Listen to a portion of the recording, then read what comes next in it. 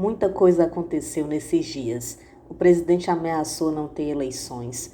Foi descoberto um desvio de 140 milhões de reais destinados ao SUS para gastos com as Forças Armadas e os militares intimidaram os senadores da CPI. Enfim, muitas coisas que representam a constante tensão entre as instituições e o medo dessa tensão resultar em uma ruptura institucional.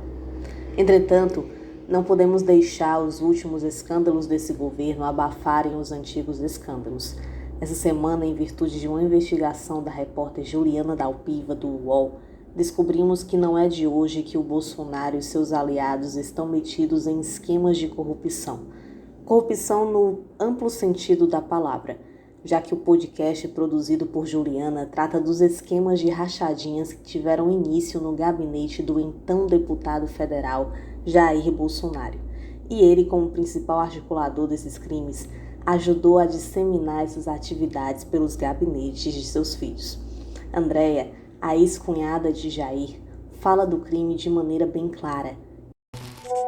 E o André dava muito problema aí, porque o André nunca devolveu o dinheiro certo que tinha que ser devolvido, entendeu? Tinha que devolver 6 mil, o André devolvia 2, 3. Foi um tempão assim, até que o Jair pegou e falou, chega, pode tirar ele, porque ele nunca me devolve o dinheiro certo.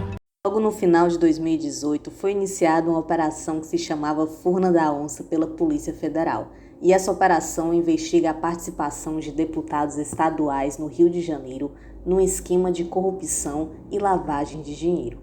Nessa operação, veio à tona um relatório do COAF, que colocava como suspeitas as transações financeiras de muitos assessores e funcionários, dentre os quais um dos homens mais procurados do Brasil, Fabrício Queiroz. Ele foi assessor e motorista de Flávio Bolsonaro até outubro de 2018, quando foi exonerado. De acordo com os promotores do Ministério Público, o Queiroz gerenciava recursos que coletava entre os salários dos funcionários do gabinete do Flávio Bolsonaro. Desse jeito, ele recolhia o dinheiro das rachadinhas no caso. Em outubro do ano passado, o Queiroz foi denunciado junto com o senador Flávio Bolsonaro e outras 15 pessoas por peculato, lavagem de dinheiro, apropriação indébita e organização criminosa. Estamos falando da Assembleia Legislativa do Rio de Janeiro. Então, mesmo que não seja o seu dinheiro especificamente, é dinheiro do contribuinte. Assim, o político que elegemos na intenção de nos representar, na verdade, contrata para o seu gabinete uma pessoa que aceita devolver uma parte do dinheiro que deveria servir para garantir um melhor trabalho para essa pessoa, mas, na verdade, enriquece ilicitamente o político eleito. E pode ser pior, já que só o que tem são casos em que os contratados nem sequer trabalham no gabinete. O funcionário fantasma fica feliz porque recebe essa grana sem trabalhar, e o político arrecada o restante do montante que poderia estar sendo usado para alguma função parlamentar, e o resto do povo não fica com nada. Precisamos entender que o dinheiro não é do político, já que o dinheiro é pago pelos impostos dos cidadãos. Queiroz é investigado por pegar esses valores da rachadinha e distribuir para as contas de Flávio Bolsonaro. Há indícios de que ele pagava as despesas pessoais de Flávio e da família dele. O Queiroz também fazia depósitos na conta da primeira-dama Michele Bolsonaro. Na última segunda-feira, o STF resolveu arquivar a investigação para apurar esses cheques. Há muitas suspeitas sobre a relação de Queiroz e Adriano da Nóbrega, um ex-militar suspeito de integrar uma milícia do Rio de Janeiro. A esposa e a mãe do Adriano eram assessoras do Flávio Bolsonaro, e ao que tudo indica, elas nunca chegaram a realmente trabalhar no gabinete dele.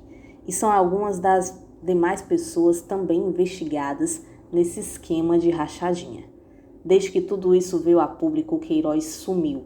Acabou que ele estava escondido há mais de um ano na casa de um advogado da família do Bolsonaro. Esse mesmo advogado foi na CPI, tumultuando, se escondendo no banheiro feminino, tentando passar informações para aliados que estavam dentro da sala.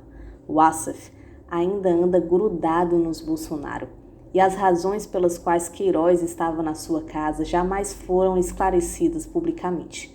Adriano morreu no início da pandemia e Bolsonaro tuitou questionando a busca da polícia no celular de Adriano. Quem fará a perícia nos telefones do Adriano? Poderiam forjar trocas de mensagens e áudios recebidos. Inocentes seriam acusados do crime?